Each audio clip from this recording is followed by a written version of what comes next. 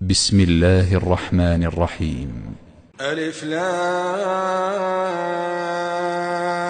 را، تلك آيات الكتاب الحكيم. أكان للناس عجبا أن أوحينا إلى رجل منهم أن أنذر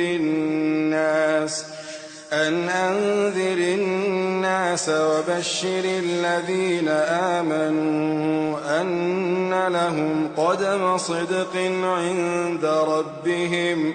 قال الكافرون إن هذا لساحر مبين.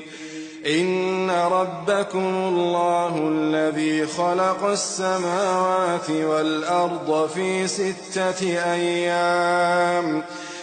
6 أيام ثم استوى على العرش يدبر الأمر ما من شفيع إلا من بعد إذنه ذلكم الله ربكم فاعبدوه أفلا تذكرون.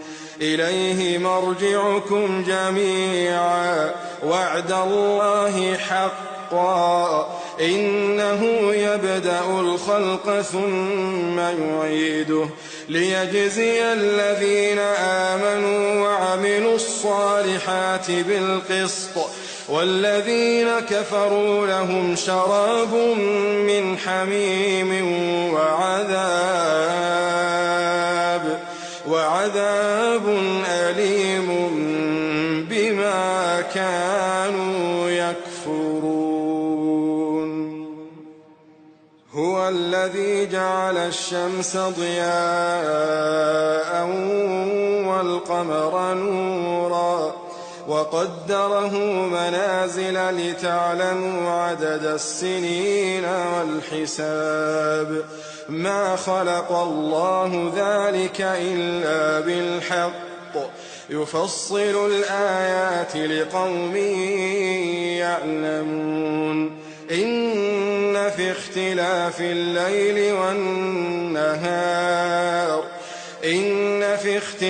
الليل والنهار وما خلق الله في السماوات والأرض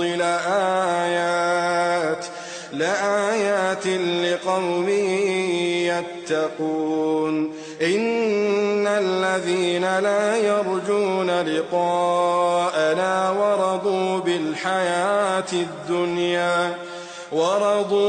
بالحياة الدنيا واطمأنوا بها والذين هم عن آياتنا غافلون أولئك مأواهم النار بما كانوا يكسبون. إن الذين آمنوا وعملوا الصالحات يهديهم ربهم بإيمانهم تجري من تحتهم